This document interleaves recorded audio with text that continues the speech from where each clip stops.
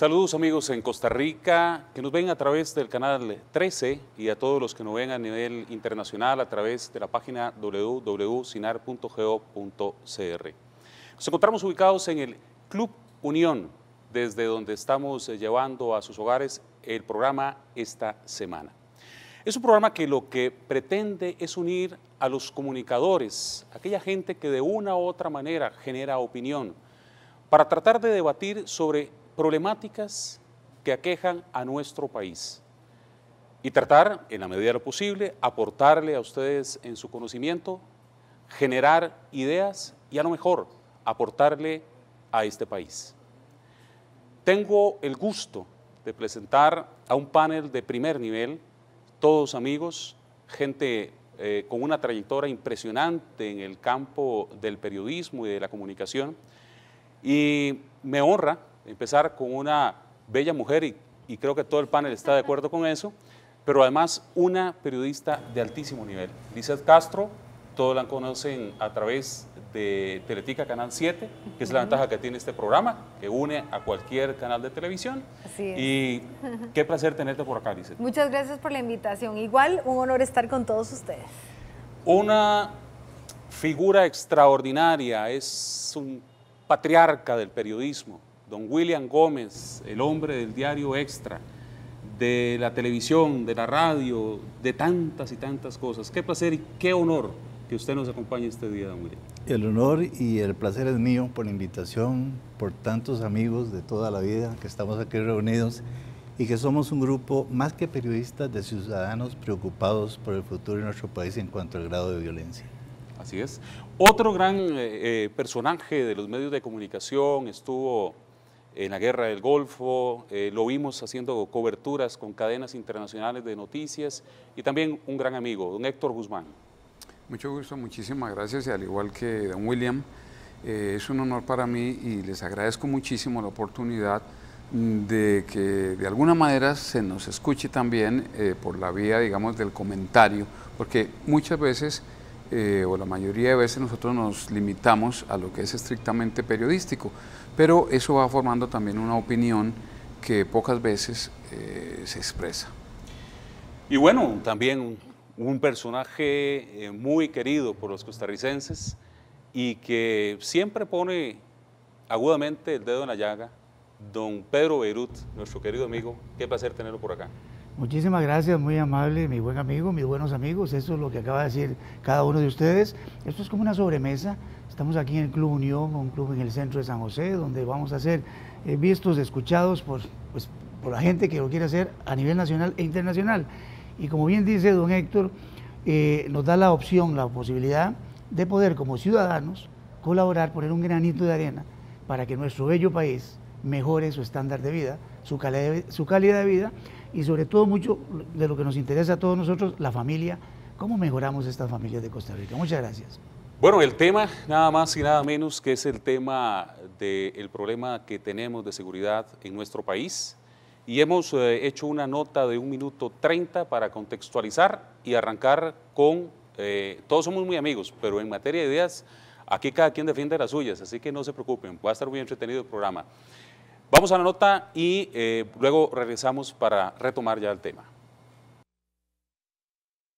Como una pandemia de nuestro tiempo, la violencia y los delitos tienen atrapados en el temor a las personas y muy ocupadas a las autoridades nacionales e internacionales.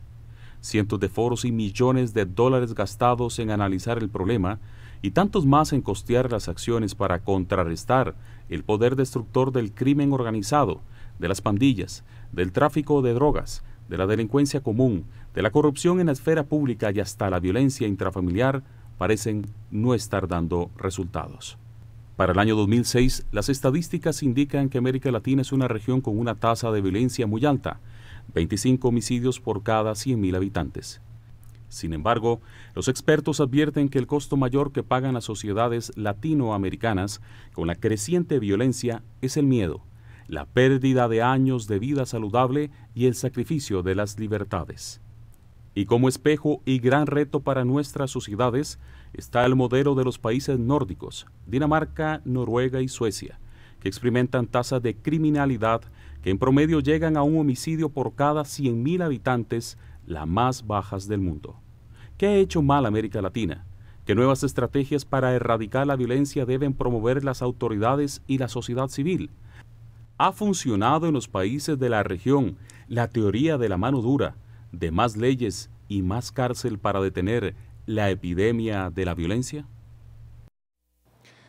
Bueno, ya vemos que es todo un tema, ¿verdad?, que nos va a tomar reflexionar, y vamos a tratar de profundizar. Y como aquí es abierto, me imagino que vamos a cederle en primera instancia a nuestro querido don William la palabra. Don William, ¿qué está pasando en la sociedad? Porque poco a poco estamos viendo cositas que ya no son tan normales. Ya cogen una motosierra y le parten el estómago a alguien para sacar la droga. ¿Qué está pasando? Todo empieza con la pérdida de valores. O sea, en el pasado era un honor para una familia que el poeta del pueblo o el historiador del pueblo llegara a cenar con ellos. Hoy día no. Hoy día es un honor el nuevo rico del pueblo, aunque sea un narcotraficante. Hoy todo lo pensamos en función de dinero, no pensamos en función de hijos, de futuro, de nosotros mismos. El dinero es lo que está marcando la pauta en el mundo, desgraciadamente. Y entonces, ¿qué más? ¿Dinero duro o dinero fácil? Dinero fácil, que es el riesgo que se corre. Entonces, el problema empieza desde la familia. Yo soy muy crítico en esto de los derechos del niño, de los derechos del adolescente y demás, porque estamos creando monstruos. A un hijo no se le puede corregir, porque nos echan el patronato y nos lo quitan. Y cuando ese muchacho llega y se droga, y llega a la casa y le roba y patea al papá o mata al abuelo, como ha sucedido en Costa Rica, entonces, ¿quién nos va a defender? ¿Los derechos del niño? No. Entonces, esa mala crianza es lo que estamos cosechando ahora. El dinero fácil, la adicción fácil. Ahora está oyendo a que Noruega y países europeos tienen un nivel diferente, porque no hay selva. Eso es sencillamente, América Latina se presta para los laboratorios de cocaína, para el cultivo de la coca, en lugares que son inhóspitos. Europa no tiene lugares de esos. Lógicamente que entonces la cosecha donde se puede trabajar mejor es aquí en Latinoamérica. Y si a eso le ahondamos el problema del poder adquisitivo y la pobreza de estos pueblos, el caldo del cultivo está cayendo del cielo. Estamos hablando de que uno de los agravantes es el estado de necesidad, de alguna manera, sin querer decir o relacionar pobreza con crimen. ¿Sí? Hace poco me asaltaron. Yo iba con mi hija y un muchachito de unos 18 años sacó una pistola. Por cierto, estábamos en el portón de la escuela de mi hija. El muchachito llega y le pide a mi hija, de una vez la aborda y le dice, deme el celular, y a mí sí me saca la pistola, como diciendo, ella sí podría ser más peligrosa, y yo le doy la cartera. Entonces me decía alguien, que dicha que el nivel de violencia no fue tanto. Y yo le digo, no, sí fue tal que yo le di la cartera. Yo no pude reaccionar, yo no pude... O sea, ¿cómo estamos resolviendo las cosas? ¿Cómo estamos resolviendo la pobreza? Ok, soy pobre, ¿cómo lo resuelvo? ¿Trabajo? ¿Estudio? ¿La escuela me prepara?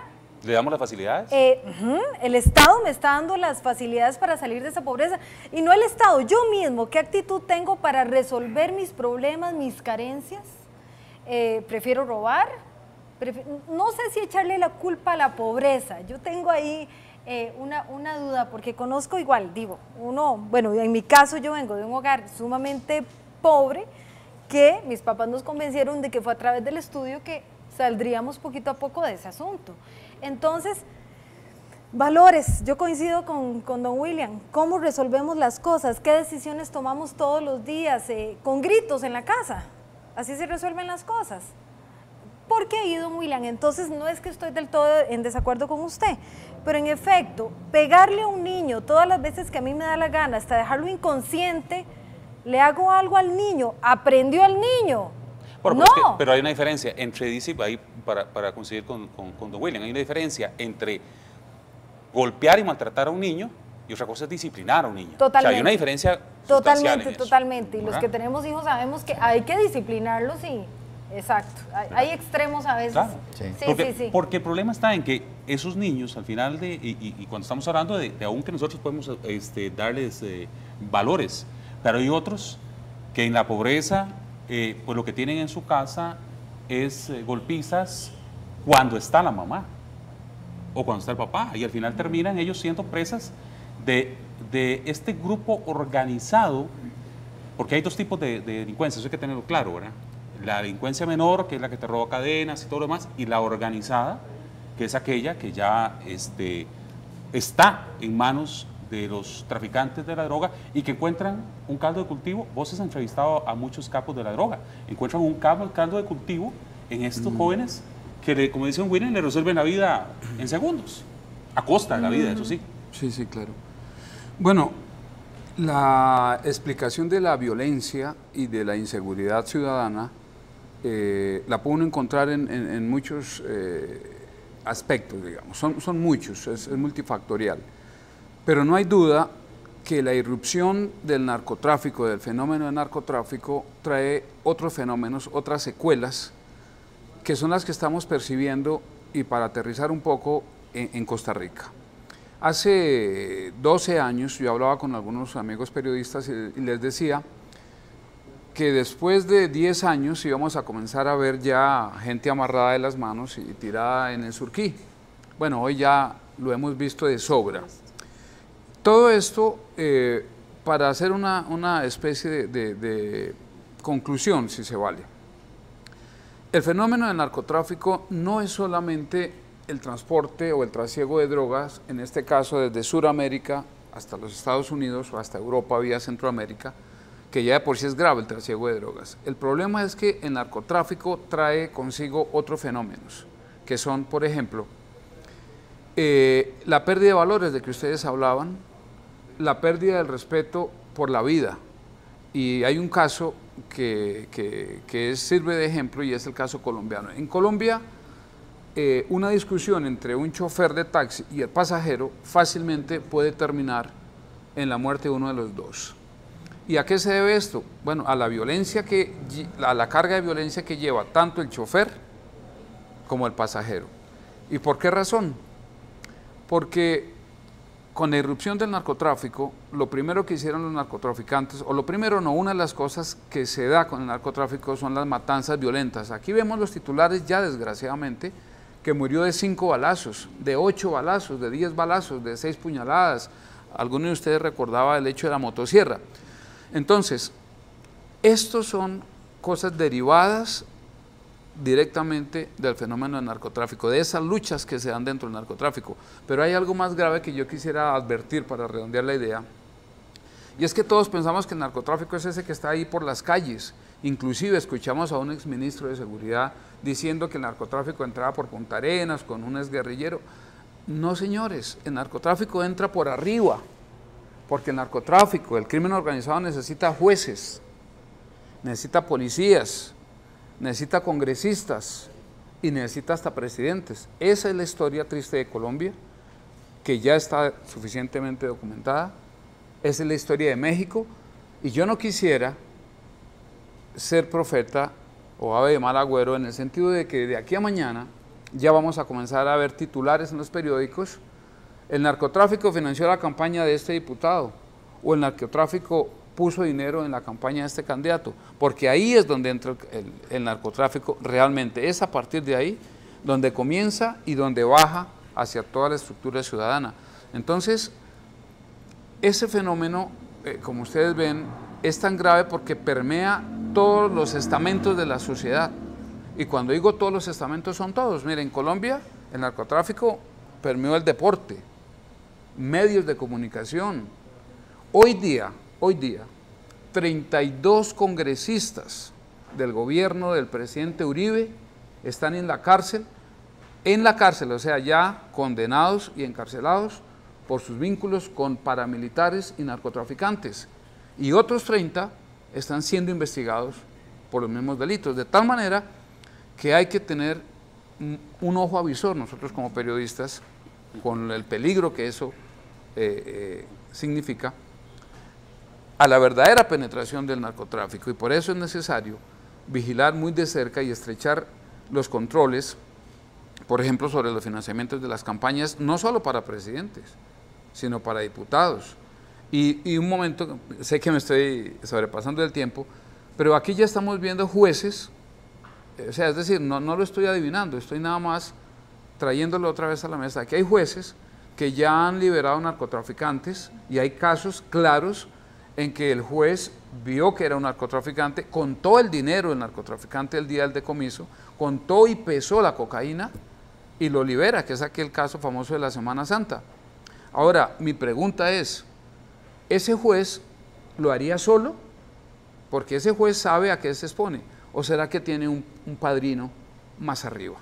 Estas cosas son... Tengo que irme a un corte comercial. Bueno, bueno. okay. No, Sí, nada más sí, una cosa. sí, adelante. La seguridad de los jueces. Vos no sabes si ese juez se lo liberó porque le dijeron le van a matar a la chiquita o le van a matar al papá, y el gobierno de nosotros no protege a los Estaría jueces. amenazado. Bueno, eso es cierto. No protege a los y ya jueces. ha sucedido, pues, o le ha sucedido también a periodistas, ¿verdad? Voy a ir a un corte comercial, don Pedro no participó en este tema, pero le prometo que entramos hablando de familia. Es más, estoy picado, es que lo que están hablando estoy picado. ¿Está picado? Bueno, Ahorita déjenme ir que a... vengamos Usted del corte, abre les el voy a próximo decir segmento. que todo esto que estamos hablando es lo de siempre. Hablamos. ¿Cómo resolvemos esos problemas? Okay. ¿O es que un narcotraficante o un delincuente salió del útero de la madre y fue a volar bala? No, señores. Bueno, ya Entonces, regresamos. ¿cómo Pedro. solventamos los problemas estos? Sí. Ahora que volvamos. Vamos a ir a un ¿Le corte, parece? ya volvemos y le entramos a eso entonces.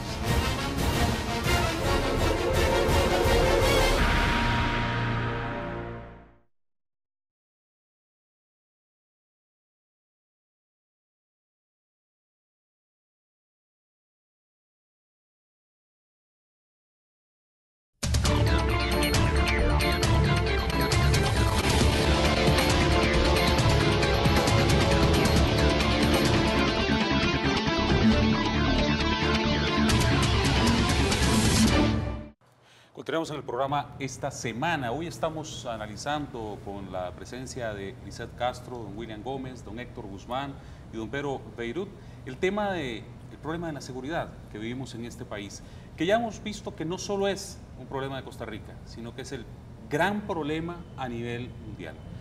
Hablamos de la problemática y de que de alguna medida o en alguna medida la pobreza también es un foco ahí que nos complica, pero más que todo el problema familiar es quizá el gran problema. Y don Pedro Beirut antes de ir al corte dijo, ahora me toca a mí, así que vamos a dejar que don Pedro le entregue. Algo tal vez muy concreto y es lo siguiente. Primero, avalar lo que todos han mencionado es absolutamente cierto. Todo el mundo sabemos que tenemos el problema del narcotráfico, el problema de la niñez abandonada o maltratada, los problemas hogareños, etcétera, etcétera. De hecho, hay estudios hechos para Latinoamérica, precisamente ahora que hablaron de Suecia, Dinamarca y Noruega. Bueno, el gran problema, William, en contra de nosotros es que en Suecia, Dinamarca, Noruega, Finlandia, son educados. La educación es por lo que apuestan como número uno. En Costa Rica no estamos apostando por la educación como número uno. Si no hay educación, obviamente nos va a costar más poder combatir el flagelo del narcotráfico, de la violencia intrafamiliar y demás. Los delitos que menos se denuncian a nivel de Latinoamérica, agresiones contra mujeres, por ejemplo, y no se denuncian. Ahora, ¿qué pasa? Se viene haciendo conciencia de que denunciemos a los niños abandonados, maltratados, a las mujeres golpeadas y todo lo demás. ¿Qué está haciendo alguien que para mí, una entidad que para mí es importante que lo haga? Poder Judicial. Si usted presenta un problema de violencia intrafamiliar, la mujer maltratada, golpeada, y le resuelven el problema 2 años después, no sirvió de nada. El Poder Judicial tendrá que inventar realmente, como dice la ley de violencia intrafamiliar, que a los 3 días se resolvió el problema. Con una notita que diga, se le prohíbe al agresor volver a agredir a la mujer, viene y la mata, metiéndolo a la cárcel 3 meses sin ningún tipo de tratamiento psicosocial, viene, sale y la mata. Pero, y lo peor, y al final las cárceles son y escuelas. lo peor, ya no le iba a resuelven decir, nada. antes se nos llenaban las cárceles, ahora son los cementerios, porque matan y se matan. Entonces, a todo esto a qué viene, que hemos abandonado el tema de la educación y de la prevención. Porque como les dije cuando nos fuimos al corte, ¿acaso un narcotraficante naciendo hoy es narcotraficante? ¿O hay un proceso desde que nace hacia la adolescencia, cuando ya es narcotraficante, cuando es delincuente y cuando mata, hace y deshace? Es un proceso donde no hubo educación, donde no hubo prevención. Pero entramos en un detallito, perdón. Un dato que me llamaba mucho la atención, que lo vi en Univisión, el 80% de las mujeres que son agredidas en el matrimonio fueron agredidas en el noviazgo por estos agresores. Claro. Yo me quedé viendo esa nota, ¿verdad? Porque es falta de educación. Entonces, Claro. don William, estamos interpretando como amor que me compre el celular, pero es control. Sí, pero empieza Estamos interpretando, o sea, Pero tiene que empezar en edades pequeñas. Es educarnos En edades las pequeñas. mujeres cómo tenemos que cómo tenemos que darnos nuestro lugar. Los hombres también, qué lindo tener un compañero, una yunta, una persona que también tenga respeto. Es ese tipo de educación el que yo siento que... ¿Pero quién es responsable? ¿Pero quién es responsable? Bueno, el hogar es un responsable. Sí, en las familias. La familia es un primer responsable, pero también hay instituciones que técnicamente... Las escuelas y los colegios se quedan a veces súper rezagados. Las propias iglesias. Las si propias un profesor iglesias hoy le pega o le llama la atención a un alumno, lo demandan. No pueden, ya la maestra no puede educar, la maestra es la segunda mamá. William, en los tiempos de nosotros dos, ya no. Pero no recordemos eso. Bueno, ustedes saben que Costa Rica es el octavo país. Varios borradores coleccionados en la espalda. El octavo país de Latinoamérica es Costa Rica, que firmó un tratado de no agresión contra los menores de edad. Pero bien lo ha dicho William hace un rato y ahora vos, Lisette. ¿Acaso un papá se va a poner a conferenciar con un niño de 2 años para que no tenga un florero, para que no haga esto y no haga el otro? No se le puede dar una nalgada con amor. Perdóneme, eso está, hasta la misma Biblia lo indica. El extremo es lo que se castiga. El extremo es lo que se castiga. Si usted va a agarrar a un chiquito y le tira una olla de agua hirviendo, como ha sucedido, y el hospital de niños está lleno de esos casos, ¿qué hay que hacer con ese papá? ¿Saben lo que hacen con ese papá? No hacen nada. El Patronato Nacional de la Infancia, que nos están viendo, ¿lo meten a la cárcel? No lo meten. Lo devuelven para que vuelva a hacerle a los otros niños. ¿Cuáles son los que denuncian? Los que salen en este gran programa o en el periódico, van detrás de eso y todo lo demás. Ahora con la nueva directora ejecutiva pensamos, por lo que ha dicho, que va a poner a trabajar a los funcionarios, porque la burocracia hace que nos digamos, esto es lo mejor del mundo. Los chiquitos abandonados hay que recogerlos, pero los padres hay que encarcelarlos. Entonces me van a decir, es que vos sos pro cárcel. Tengan la plena seguridad que casi soy pro cárcel, porque hay una ciudadanía que solo así va a aprender. Sí, pero estamos hablando de algunos grupos, porque la cárcel tampoco ha dado grandes rendimientos. Bueno.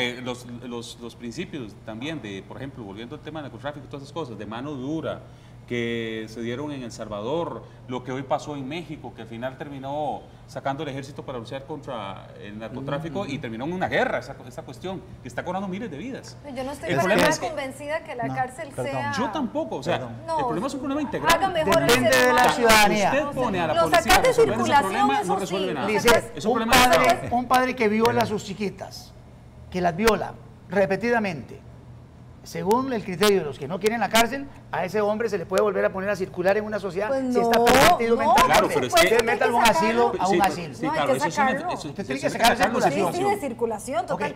Un marido que ha agredido a su esposa, a la otra, a la otra y a la otra, ¿cómo haces para volverlo a meter a la circulación de la ciudadanía? Es que por eso no estamos hablando. Ahora, el problema entonces es la cárcel, que no hay educación. El problema de la mano dura es que llega tarde.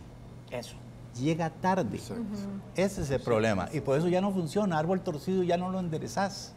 Tenés que desde el cimiento, desde la raíz, volver a empezar. Y eso es lo que tenemos que hacer los costarricenses. Sentar las bases de una nueva Costa Rica lo más pronto posible. Y para eso tenemos que denunciar a ciertos tratados internacionales, porque nosotros firmamos todo tratado internacional que nos pongan. Sí. Claro, pero el problema es que mientras hacemos eso y mientras comenzamos a educar de nuevo nuestros niños, el crimen organizado se va consolidando y entonces entramos en un círculo vicioso. Como por ejemplo les decimos hoy día a los políticos o a los congresistas o al que sea, al funcionario público, hoy, que no se deje sobornar, ya no podemos decirlo, y ahí van. Entonces hay que estar también alerta, es decir, las experiencias de países como Colombia y de México hay que tenerlas como un espejo, y entonces la ciudadanía puede, y perdóname que siga con la historia de los jueces, la ciudadanía tiene que estar vigilando, como se hace de alguna manera, el actuar de los jueces. Y yo soy el primero en sentirme satisfecho cuando veo que los periodistas cuestionan, ¿qué pasó con este juez? ¿Qué pasó con este otro? Pero es una cosa que yo les repito, no podemos ignorar las experiencias de actuación de otros países, y hay que actuar y hay que tener, claro, leyes más duras, es decir, igual. Pero Héctor, miras que ahí están las leyes. Ahí están, ¿por qué no las ejecutan? Dice la ley que si vos maltratás a un menor de edad, puedes ir a la cárcel hasta 10 años. ¿Por qué no lo ejecutan? Dicen que tienen que ponerse en tratamiento psicosocial. ¿Por qué no lo ejecutan? Un juez de estos, como vos estás diciendo, de repente lo suspenden por un ratito, pero lo dejan ahí otra vez nombrado. Bueno, porque no ejecutan las normas y lo suspenden, lo eliminan del cargo. Bueno, pero entonces es falta de ejecución. Claro, pero sale la siguiente pregunta. Entonces, ¿qué estamos haciendo, o los que les corresponde, porque nosotros, digamos, como prensa, lo que nos corresponde, sea como sea, es denunciar? No como se está usando últimamente, ¿verdad? Aunque yo sé que Héctor no está tan de acuerdo conmigo, de que últimamente la prensa usa la valoración de que todo el mundo es culpable hasta que demuestre lo contrario. Está al revés. No, al revés. Es que lo usan al revés. Todo el mundo es culpable hasta que demuestre lo contrario. Pero la pregunta aquí es, ¿está haciéndolo bien? No voy a hablar de este gobierno, voy a hablar de los gobiernos o del Estado, como pasaba. ¿Lo estamos haciendo bien o no lo estamos haciendo bien? ¿Dónde nos estamos quedando? ¿Qué es lo que está pasando al final? Yo creo que han sido laxos, los gobiernos han sido laxos y de alguna manera han actuado irresponsablemente. Y se han convertido los poderes como en sectores impenetrables. Y me parece que se ha actuado muy suave. Hace 10 años yo les decía, mire, va a pasar esto, va a pasar esto. Y la gente ¿No crees vos que están adormecidos? Sí. Esos gobiernos que antes Pero es que están adormecidos por lo siguiente, la policía. Digamos, en el nuevo gobierno se está intentando que toda la policía salga de sus oficinas, William, y vayan. Si saben que hay un problema en el Infiernillo, que si hay un problema allá en Pavas, bueno, ahí es donde tiene que estar la policía. Sí, pero junto con ellos vienen a revisar si hay problemas de muchachos que no están yendo a estudiar y les dan becas. ¿Tiene que ser integral? No. No viene. No. Deberían ir el Ministerio de Educación, el OIJ, claro, la policía, etcétera, etcétera. Pero por lo menos lo están sacando de sus oficinas. Y la delincuencia dice, caramba, vamos a tener que buscar otros rumbos. ¿Por qué? Porque nos están persiguiendo. Pero como lo decía Héctor, o sea, este tipo de organizaciones, yo no sé qué opina William, tienen todo el dinero del mundo. Mientras nosotros andamos con pistolitas, ellos andan con AK-47. Pero hay que hacer algo. No, claro. Sí, claro. Hay que hacer algo. Yo soy muy pesimista. Bueno, y poniéndose en candado. Yo pienso que la guerra contra las drogas, por lo menos, y contra el narcotráfico, contra el crimen organizado, yo pienso que la perdimos hace tiempos. Eso es una visión muy pesimista. Pero es lo que la experiencia nos da. El problema es que la democracia es un sistema que no es perfecto. Es el menos malo, pero no es perfecto. Los políticos, para ganar votos, no actúan con mano dura en ciertos lugares. Claro. ¿Cómo es posible que a vos te tiene que haber pasado cuando cerrabas edición, que había un muerto en determinada barrio Josefino y no podíamos entrar porque ahí nos mataban y la policía no entraba? Claro. Y la Cruz Roja no entraba. Y son en manos de fascinerosos, que me cayó la palabra ahora. Está el pueblo y los pocos honrados que viven en ese pueblo, no. ¿Y cuál es el agravante? Que te llegan a llenar una solicitud y en la solicitud, ¿dónde vive? En tal parte. Dios libre, ese no, ve dónde vive. Y tal vez es una persona honrada, deseosa de trabajar. Claro. Y al ver todo cerrado, termina en el narcotráfico o termina en la delincuencia. Inducido, empujado, claro. ¿Y qué? ¿Qué hacen los políticos? Nada, porque son votos. Exactamente. Ahí yo creo que hay que cambiar eso es lo que hay que cambiar. Palabras y no actúan y no ejecutan. Sí. Porque cuando la gente dice, perdón, le dices un segundito, es que hay que hacer más leyes. Si ustedes revisaran, yo que soy abogado les puedo decir, las leyes que hay en Costa Rica es el país, para decirlo así, per cápita, que tiene más leyes en el mundo entero. Sí. Porque aquí para todo, ¿verdad, William? Sí, hay que hacer una ley para eso. Otra cosa que, digamos, yo no soportaría, que me caería muy mal que este gobierno salga diciendo, es que hay que hacer un diagnóstico. Es decir, ya sabemos qué lugar... De ahí venga el programa. Cuando la pobreza, hay que hacer un diagnóstico. Es que hay que ver bien. No, y lo sabemos. Ya lo sabemos dónde están las personas pobres, con empuje, luchadoras, sabemos dónde están las comunidades más... Actuemos. No hay que hacer más diagnósticos, ya sabemos el enfermo que tiene, actuemos, pero pareciera que no, ¿verdad? Y se pagan consultorías y cosas así, además corruptelas y cosas. El Patronato Nacional de la Infancia hace 3 años perdió 3.500 millones de colones, no los ejecutó. Oiga, y usted va a los albergues y está lleno de niños ya de 10 años, 11 años, que se fueron quedando y no se pudieron dar en adopción. ¿Será justo eso? Sí, no. Sin criticar a nadie, será justo. Déjeme ir a un corte comercial, ya volvemos con más. Estamos en el programa de esta semana. Usted nos está viendo también a través de la página web del CINAR, www.cinar.go.cr. Ya venimos.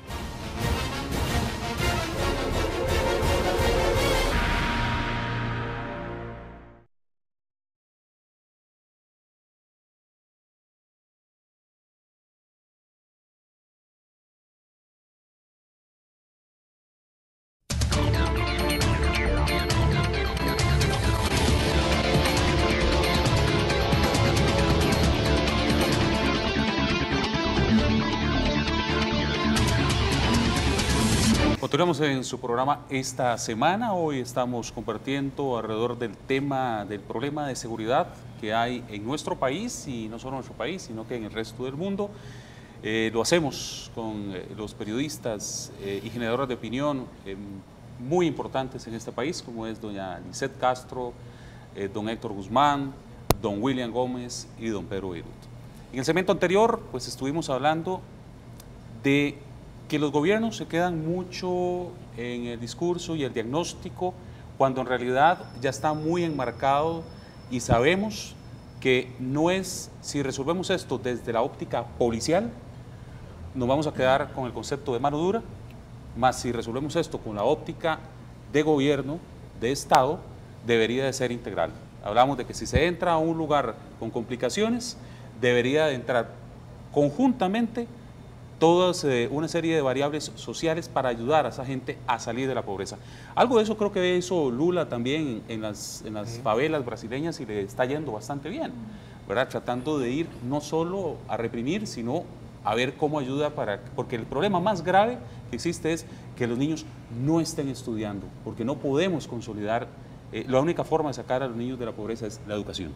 Sí, decía, ahora que estábamos en el receso, decía William lo siguiente: por ejemplo, si sabemos, y vamos a poner, no voy a decir un barrio para que no se sientan ofendidos, si X barrio de San José, Alajuela y demás acusa un gran problema de delincuencia y demás, como decía William, la policía se mete ahí 4 meses. 4 meses van a estar 200, 100, 50 policías.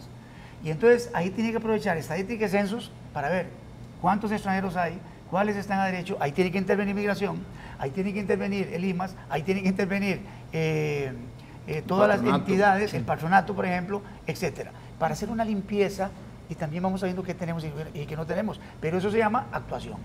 No como bien dice otro diagnóstico, ¿para qué? Ya sabemos. Sí. Acción, actuar, ¿no es cierto? Sí, pero totalmente. Mire lo que pasó, y es que a mí me gusta ver las cosas a través de los hechos. Vea lo que pasó con un dinero que se había donado, que un gobierno amigo había donado para mejorar las condiciones de vida de un barrio por aquí. Terminó gastándose en computadoras y en asesorías. Entonces, ¿así cuándo vamos a salir? ¿Dónde está la sanción? Hay una sanción social, pero no hay una sanción judicial. Yo tuve la oportunidad de vivir en Argentina algunos años, y una de las cosas que me gustó es que, para resumir, cuando llegaba, digamos, uno estaba en un restaurante y llegaba alguien acusado de corrupción, un político, todos los comensales comenzaban a hacer esto. Y todas las mesas hacían así, y el tipo se iba. Pero yo estoy seguro aquí que personas que están condenadas por robarse el Estado, para no citar nombres propios, a tocar la copa también, llega uno y hace esa protesta ciudadana, que es un elemento que le queda a uno de protesta, y nadie lo acompañaría. Sí, no. O el tipo, porque los delincuentes de cuello blanco se pavonean por las avenidas, por todo, como que nada. Más bien uno les da, más bien a uno se siente cohibido, pero a ese paso una sociedad no tiene cómo mejorarse. Entonces yo por eso apelo más a esa conciencia ciudadana, a que el ciudadano esté claro y proteste siempre cuando ve que algo no funciona en la sociedad, que es también lo que nosotros hacemos algunas veces. Claro, pero también habría que pensar, y dentro de este entorno, el papel real que debe tener la prensa, ¿verdad? Leía por ahí que de una u otra manera la prensa debe ser como el perro que persigue la corrupción para denunciarla. Exhibirla, ventilarla. ¿Verdad? Claro. Pero también habría que preguntarse que si no tiene que ser un perro guardián que ayude a formar también y ayudar, porque muchas veces solo planteamos el periodismo desde el punto de vista objetivo, que es saqué la nota y no es mi problema. ¿Qué pasa con el otro tipo, que es el subjetivo, que es cómo creo o estoy creando una conciencia? Ve qué interesante, estaba revisando que cuando uno dice quién es, según el PNUD, el país que está mejor en este problema de criminalidad, y es Costa Rica. Pero cuando usted se va más adelante a preguntar quién es el país que está más asustado, o sea, que le da como más temor, de Costa Rica está en primer lugar. Hay una psicosis de miedo que claro, si le pasa a uno lo que pasó a Lisette, uno dice, pues sí, obviamente, pero hay una psicosis de miedo que a veces quisiera uno decir, hombre, ¿qué está pasando también dentro de la función que nosotros como periodistas hacemos sobre esta temática? No, y en el famoso índice global de paz, Costa Rica y Chile son los países latinos con más paz en ese índice. Incluso Costa Rica está entre España y Francia. Yo anoche me metí a ver ahí en internet porque venía para Estaba haciendo la tarea ayer. Sí, para salir bien en el quiz. No, y yo dije, qué curioso, es cierto. Costa Rica, comparado con otros países, con Guatemala, no sé, con Nicaragua, estamos mucho mejor en eso. Sin embargo, yo pienso que está bien que nos incomodemos con los muertos que vemos en las noticias, claro, que no nos conformemos, que no lo veamos natural. Y pienso que hay un poco de susto sano. Que me asuste que a mi país me lo quiten los delincuentes, que me asuste que a mi barrio tranquilo me lo quiten los narcotraficantes, porque hace poco vi un Homer esos carros, no sé, es capaz de que la persona que iba en el Homer era súper honesta, pero yo dije, ¿qué hace un Homer acá, verdad? Me asusta, está bueno que me asuste, están buenas esas alertas. El problema es este. La prensa de Costa Rica está maniatada. Yo perdí la cuenta de cuántos juicios he ido, 60 y pico, casi voy por 70. ¿Acusado por qué? Estafadores, delincuentes, violadores. Y el colmo, a veces los jueces le dan la razón y me condenan. Porque le manchaste el nombre. Entonces, sí, entonces la prensa no puede denunciar a ser procesados y condenados. O sea, ahí es un problema grave, por eso es que es tanta arista en relación a esto. Sí, entonces nos volvemos alcahuetes de los delincuentes. Pues tienen que callarse. Mire, ahí tengo ante las un amenazas, juicio. ¿verdad? Que también. O más, y lo voy a decir por sí. Juicio otro juicio más. Sí, otro juicio más. Ahora a finales de julio, creo, con el que era cónsul de Costa Rica y Nicaragua, ¿cómo se llama? Que ahora fue diputado unos días. Láscaris. Láscaris me está acusando porque yo denuncié en el periódico de que él había metido a Costa Rica, valiéndose de ser cónsul, a 2 extranjeros indocumentados. Sí. Y me está demandando por eso. Y lo destituyeron, pero lo destituyeron al estilo de los ticos. Moralmente. Falta ética. Moralmente. Por el amor a Dios, entonces, ¿cómo querés que uno denuncie? ¿Cómo querés que hagamos la labor fiscalizadora que tenemos que hacer? No podemos. Porque las leyes están ahí, los diputados, hay proyectos que yo mismo he presentado desde hace 15 años con Nacho, perdón, con Ignacio Santos. Saludos para Ignacio. Y ahí están, claro que sí, ahí están durmiendo. ¿Por qué? Porque a los mismos diputados no les conviene liberalizar la prensa para que pueda denunciar lo que tiene que denunciar. Sí, pero me hago la pregunta, claro. ¿Debemos quedarnos ahí? O sea, nuestro ejercicio periodístico es denuncio la noticia, nada más, o estoy, como decías vos, Lisette, qué bueno que se están encendiendo las luces, pero ¿estoy yendo un poquito más allá? ¿O le falta a la prensa también ir un poquito más allá en materia no puede, pero bueno, no por lo menos puede. Nadie me puede a mí decir nada de libertad de prensa en Costa Rica. Tengo 63 veces, no, ¿qué va? 70 y pico. He estado ahí sentado acusado, sé cada letra de la ley y cómo la aplican. O sea, no se puede denunciar porque te condenan. No, y a mí me pero por lo menos empujar factores como del Estado, empezar al Estado a decir, bueno, hagamos. No, me parece que los medios tienen sus unidades de investigación. Me parece que sí se hace una labor de reportajes serios. Jugándonos las demandas. A Canal 7 lo han demandado un montón de veces también. Y no sería bueno lo que dice Héctor. En el caso de Telenoticias así ha sido, hay reportajes de denuncia importantísimos. Por eso, pero lo que dice Héctor es muy cierto, la ayuda ciudadana. Si cada vez que los medios denuncian un tipo de situación de estas, nosotros los ciudadanos le damos seguimiento, porque así se han descubierto grandes contrabandos de droga. Cuando un ciudadano llama y dice, en aquella casa, pareciera que en esa bodega entran carros y salen a ciertas horas y ahí viene la denuncia y el OJ actúa, etcétera. Yo creo que entonces la prensa debe aliarse, o el ciudadano a la prensa o la prensa al ciudadano. Y buscar esas alianzas. Para que los protejan a ustedes. Pero yo considero que la prensa tiene un papel importantísimo en este país. Y yo diría que más prensa, Perdón, Héctor, ¿a quién detienen? ¿Al bodeguero? En este tipo de denuncias, ¿a quién cae el bodeguero? Hasta uno, pues pobrecito, el idiota es. Porque el dueño es un personaje de Costa Rica que se pasea por el Paseo de Colón con un carro último modelo y todo el mundo le dice adiós don fulano, porque tiene plata. Eso es Pero hay que lo seguir, yo no decía. podemos conformarnos en quedarnos. No, pero eso es pérdida de valores. Otra vez volvemos a volvemos a lo mismo. Sí. Y un poco voy a salirme el tema de la corrupción política. El problema de la corrupción de los políticos también es que si la ciudadanía, si el chofer del taxi ve que sus dirigentes políticos están acusados por sobornos millonarios, cuando a él le toca poner en la María 100 pesos cada 100 metros y él ve que los de arriba están robando millones, dice, hey, yo le pongo 150, yo también robo. Sí, si mi papá miente, yo también miento. Ese es el ejemplo que estamos teniendo. Y ese cinismo de los políticos es que no se ponen rojos por nada. Sí. Les leen La las vergüenza. causas y todo y le da más vergüenza a uno. Sí.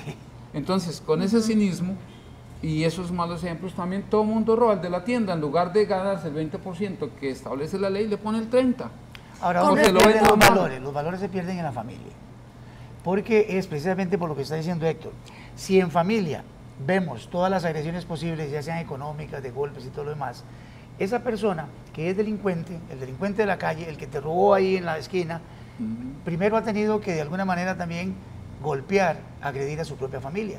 Son muchachos que no respetaron al papá, a la mamá, a los hermanos, no hay valores ahí. Entonces, en la calle O tampoco. fueron agredidos y Esos de reproducen corbata eso. de cuello Claro. blanco que decís vos, Claro. no respetan en su casa Nada. ningún valor, les da igual robarse un banco o no. Perdón, Alan, devolviéndome rápidamente a la prensa. Pienso que no somos perfectos. Pienso que los medios de comunicación tenemos muchísimo que caminar. Y pienso que podríamos ser más generadores de esperanza. Pienso que, Sí. que informamos la realidad. La realidad lamentablemente ni siquiera hay que abombarla. Es que es así. Es que es la motosierra. Es que es los niños que llegan quemados al hospital porque el papá le puso la mano en el disco y no hay que agregarle ni amarillismo ni nada. Esa es la realidad. Estoy de acuerdo con eso. Y pienso que los medios de comunicación eso lo hacemos muy bien. ¿En qué podríamos mejorar? En ser más generadores de esperanza, en hablar de la gente que sí sale adelante, no en el pobre que roba para surgir, sino en el pobre que estudia para surgir. Tal vez esos ejemplos positivos no son la mayoría en la prensa y merecieran ser destacados. Sí hay que hablar, digamos, de analizarse uno mismo y decir qué me hace falta. Podríamos Pero hacer. tendríamos que agregar también que hay una variable extra. O sea, nosotros, por ejemplo, en esta mesa, como periodistas, hemos logrado llegar a ciertas conclusiones y empujamos a veces constantemente a las instituciones o a los entes que están gobernando en este momento para decirles hay que atender el problema, pero también nos sentamos a pensar que podríamos empujar otras variables como esto que estábamos hablando, de que, mire, ¿por qué ustedes los de Limas no entran cuando entraron a tomar cierta zona del país? ¿Por qué ustedes no están entrando a coadyuvar? También podríamos empujar por Te ahí. voy a dar un ejemplo, así en 4 pasos. Nos ponemos a investigar un personaje de Limas, encargado de dar la ayuda económica. Logramos constatar que ella le cobraba 20,000 colones mensuales a cada persona por darle un bono de 50,000. Lo denunciamos. El OIJ llega, la detiene a la persona, la mete al Buen Pastor, era una mujer, 3 meses. Nadie llega al juicio. ¿Por qué? Porque las que recibían los 20,000 colones eran cómplices, entonces no iban a denunciarla. Claro. ¿Y qué pasó? Me demandó, me condenaron y tuve que pagar. Así se premia la Bueno, investigación. pero eso hay que la denunciarlo. corrupción de Limas. Porque hay que denunciarlo. ¿Pero qué hago?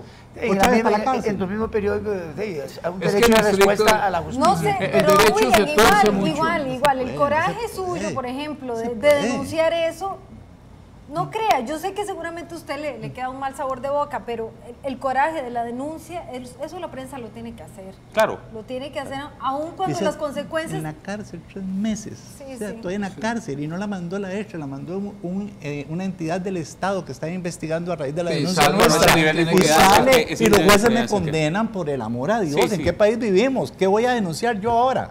Yo sigo denunciando porque soy un masoquista, pero... No, porque ama mucho su profesión y ama mucho su país. Que tiene que hacerlo. Y hay que hacerlo. Quiero ir a un corte Sí, a veces comercial. uno dice que Porque falta tenemos- sentido sí, le da común, uno ¿verdad? coraje, Y ¿verdad? aplicar el derecho. Uno siente también como ciudadano, y yo no soy abogado, pero en muchas cosas yo veo que falta aplicar el sentido común. en una sentencia. Yo creo que ni Sí, siquiera sí, se necesitaba sí. estudiar Derecho. Sí, sí, sí. Y Muchas cosas. entonces, frente a eso, yo entiendo la desazón y el desencanto que Sí. yo también Claro. lo siento en Sí. muchas Sí. cosas. Tengo que ir a un claro, corte. nada más una Sí, cosa. perdón. Hay muchos jueces que sí, que aplican el sentido común en los fallos. Y me han dado la razón, aunque jurídicamente no esté totalmente apegado a derecho positivo. Me han dado la razón. Pero hay otros que me hacen semejantes cosas, ¿verdad? Déjenme ir a un corte comercial y cuando regresemos, que sería nuestro último segmento, vamos a ver qué proponemos nosotros que se tiene que hacer con estos temas. Ya volvemos.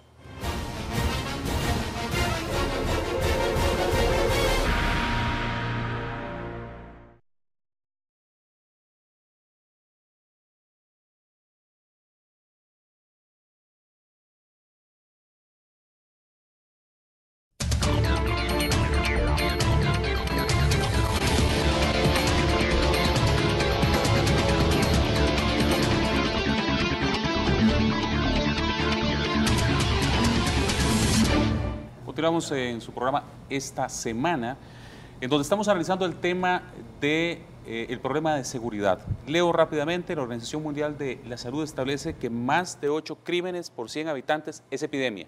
Costa Rica en el 2009, 11 crímenes por cada 100.000 habitantes. Al final, tenemos que llegar a conclusiones. Tenemos una epidemia, claramente.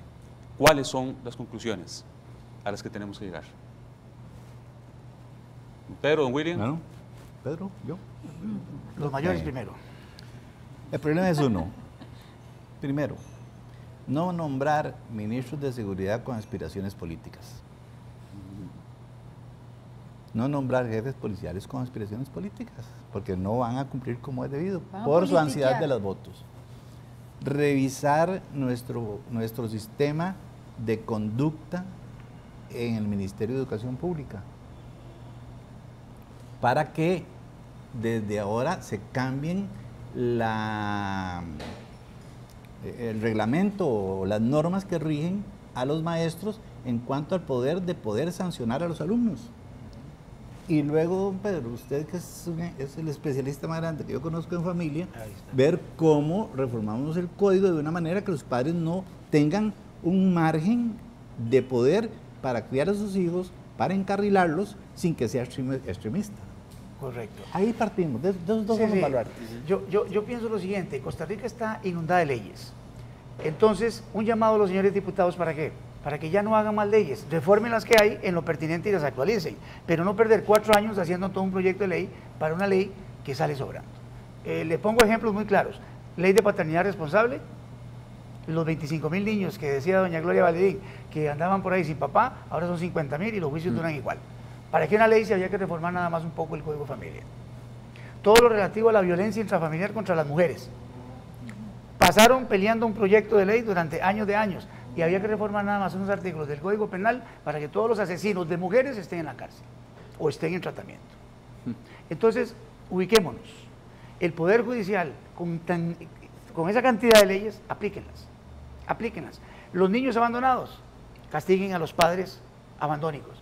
Ya no hablemos de cárcel, hablemos de otras cosas. Es decir, de alguna manera ejecutemos lo que ya tenemos para ejecutar. No sigamos hablando y hablando y hablando. Este programa me fascina. Hemos tocado lo teórico, pero de alguna manera todos hemos dicho, bueno, hagamos algo en este extremo.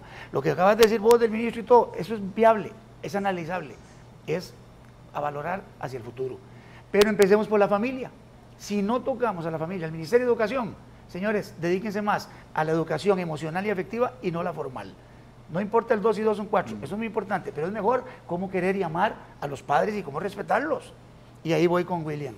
Volver al tema de informar. Señores, pueden castigar a sus hijos moderadamente, como dijo antes, el Código de Familia. Yo se lo cambio por disciplinar. Moderadamente o disciplinar. Perfecto, y hay miles de soluciones más, pero por razones de tiempo. Es que coincidimos completamente. Saquemos horas para hablar con nuestros hijos. Digámosles cómo resolver las cosas sin pegar gritos, sin sacar una pistola, sin tener que asaltar, humillar, violar, ser intrusos del espacio privado de otros. Saquemos horas para hablar con ellos. Ministerio de Educación, coincido absolutamente. Es cierto que Cristóbal Colón descubrió América y qué bueno saberlo, pero ¿quién descubre quién soy yo? ¿Cómo yo resuelvo mis cosas como joven, como adolescente? Saquen chance, profesores, para hablar, saquen una noticia del periódico, de la Extra. Ya le hice.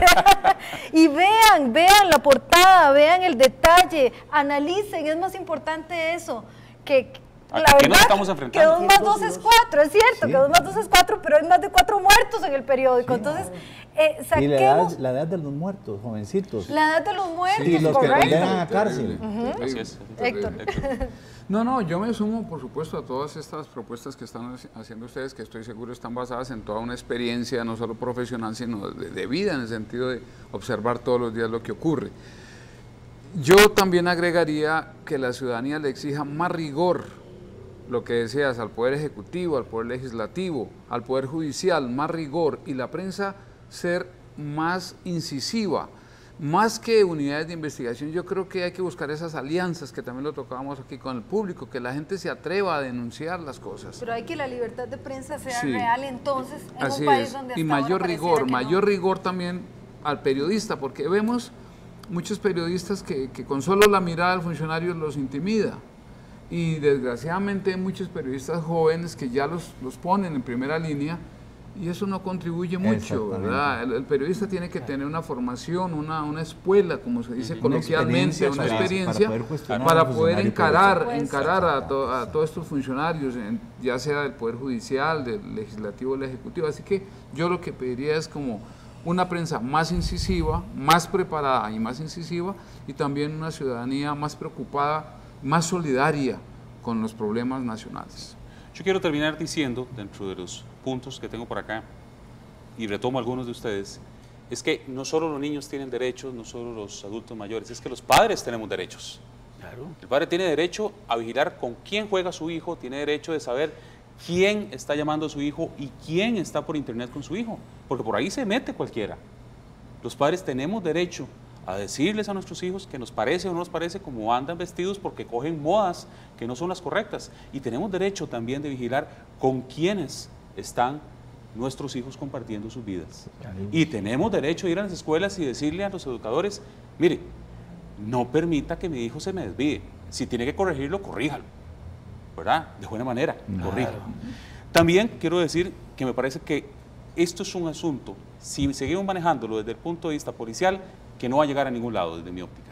Si no lo vemos como un asunto de Estado, en donde integral, donde la policía interviene, pero se acercan también los entes que tienen que ayudar, no vamos a ningún lado. Y si por último no generamos oportunidades de trabajo, de educación, no vamos a generar, pues no vamos a poder sacar a toda esta gente, ¿verdad?